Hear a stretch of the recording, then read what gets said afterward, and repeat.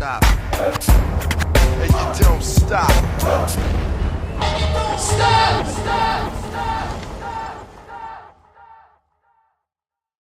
Stars. Peace, y'all. My name is G1. Together we rebel Diaz. And you watching And You Don't Stop. Well, this is Claudia de la Cruz reporting from Mother's Cry for Justice for Ramarley Graham. As a mom, in the context of Mother's Day and in the context of the fight against police brutality, what's a message that you want to put out there to all the mothers? Love your child. Give him a hug every day. You don't know when it's going to be the last day when they walk out that door. Thank you so much. Handcuffs. I'm down in Central Park. Handcuffs. I'm down in Central Park.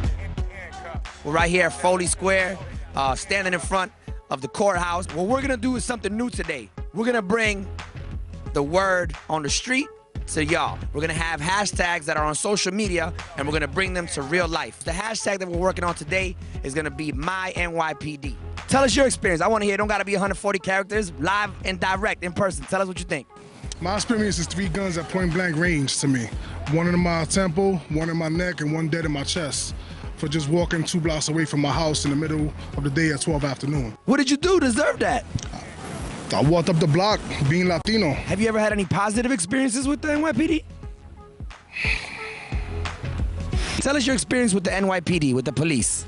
They're very helpful. Oh, really? Yeah, to us. Tell us your NYPD experience. Which one? Pick one. I've been sprayed, I've been mazed, I've been tased. In Flatbush, fucking 67. They killed Kiki and Tails. All right, so when we talk about Kiki, we talking about Kimani Gray, young man, 16 years old, that was killed by the police. You know what I'm saying? So what's your NYPD experience? Mostly good. Mostly good? Give us an example. Of what? Of how I recently, a positive experience? I'm a trained dancer, so I'm trying to do something positive and they're still locking us up for it. They will stop the train the next stop and wait for cops to come and then arrest us. They will go so hard to arrest us. Like, it's crazy. The acquittal of George Zimmerman happened last year in 2013. State of Florida versus George Zimmerman.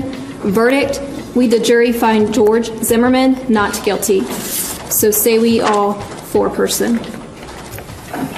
Myself and Alicia Garza were over Facebook.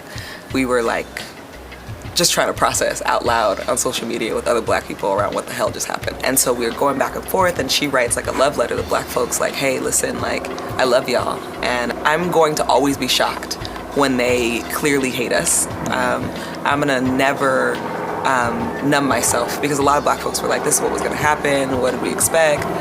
And so I wrote her and I was like, thank you so much. And then she wrote Black Lives Matter, and then I hashtagged it. They pushing from both sides.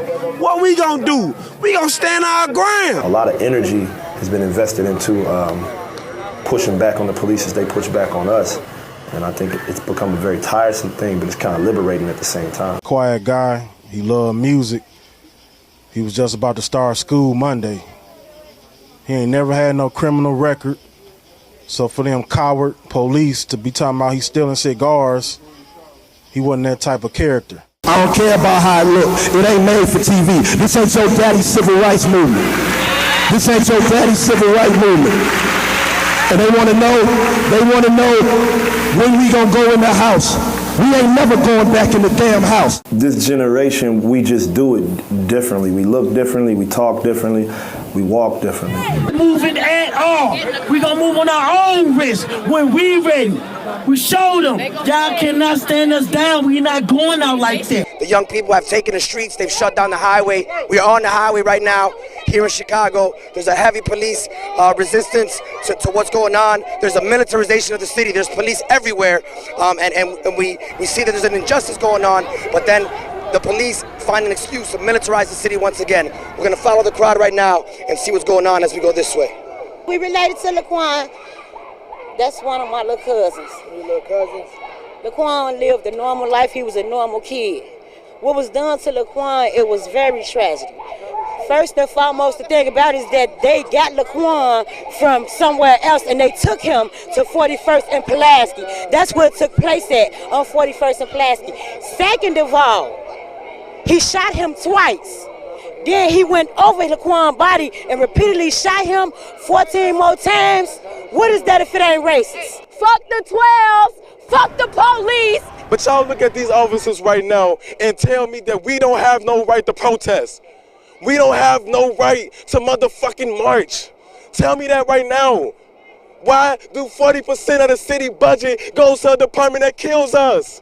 Y'all sit here, y'all listening to me, but y'all can't answer the question on why did that officer keep shooting Laquan. Tell us what's going on right now. Tell us why we're here. We're shutting down the E-way right now in support of Laquan and just injustice all around, man. Fuck the police, fuck 12, fuck CPD. We got to give it to them straight. What's your message to the mayor who obviously tried to sweep this under the rug and keeps lying about it like he never seen the video? Our message to the mayor is we will never stop. We won't stop. No matter how many people you lock up, no matter how many people you kill, we will never stop. You ask me, do I think that these young kids out here should turn around and go home? Hell no. I think they should be here until rush hours come and the next day and the next day. What the mayor needs to do is come face to face and stop being a coward that he is and speak to these young generations out here and come up with a solution to have these police to stop killing black peoples in Chicago. I'm standing on the middle of Michigan Ave on Black Friday. You would think that there would be thousands of people shopping. However, what we're seeing is that business has been shut down in Chicago. On the biggest shopping day of the year, where the majority of corporations seek to get out of the red, the community here has decided to shut it down. Why? Because of the murder of 17-year-old Laquan McDonald by Chicago police officer Jason Van Dyke. The video came out a year later, 400 days later, as there was an imminent cover-up that seemed to have happened from the top down, from Mayor Rahm Emanuel to State's Attorney Anita Alvarez to Chicago Police Superintendent Gary McCarthy. The people are demanding justice and demanding that those people be held accountable. As we can see, there's a lot going on. People are upset and they're shutting business down. Let's go talk to the people and see what's going on. Shut down, justice for Laquan. This boycott is about hurting the economic structure that makes the city thrive. I see that you're shopping today. There was a call for a boycott of Black Friday. Tell us why you didn't answer the call. I don't know. I just didn't want to. I wasn't into it. I don't know. You weren't into it? No. So the life of a 17-year-old is of no concern to you? I mean, it is. But okay, I'm going to go. I'll speak. Tell me, talk to me. Yeah, it is of concern to me, but actually I don't know. Shopping is more important? It's not more important, but... So hold on. So talk to me. Tell me. It's ridiculous why they're... Tell me. It's ridiculous how they're closing the stores. We didn't do anything. I don't understand why they're blaming us. Personally, we did. The cops did. You feel like they're blaming you? Yeah, we can't get in any stores. I just got trapped in a store and they wouldn't let me out. Despite the rain, despite the weather, the Chicago community came out, stood up, and shut things down. Business did not go down. Michigan Avenue has been shut down. Rod Stars for And You Don't Stop, Telesur English, reporting. Akai Gurley was murdered by New York police officer Peter Liang. He was convicted of manslaughter, yet Brooklyn DA Ken Thompson recommended last week for there to be no jail time served by Peter Liang. Today is the sentencing date as the family and community awaits what will be the verdict and how long Peter Liang will serve, if any, time in jail. If we don't get it, shut it down! If we don't get it, shut it down! If we don't get it, shut it down! Today the people have gathered to make sure that Peter Liang, the officer who killed Akai Gurley, is held accountable and sentenced correctly. If we do not, as a society, hold police officers accountable, they will continue to operate as if they have a green light, because the reality of the fact is they do have a green light.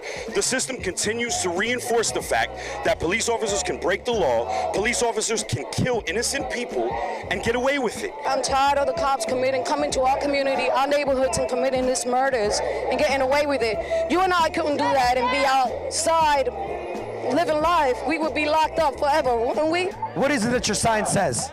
It says 黑人的生命至关重要.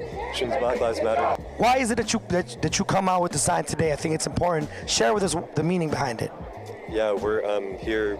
I'm a volunteer for CAV. We're supporting. CAV has been supporting Akai Gurley's family since like the Peter Liang case has been happening, and we're just out here to show that we're supporting. Yeah. People of color have always had to fight together in order to win the rights that they deserve, especially in this country. But there's also been a lot of ways that this country has tried to show that we don't belong together or that we shouldn't try and work together. So it's important that there are faces that people can see and that other people see that this solidarity exists and that it's important and that it's meaningful.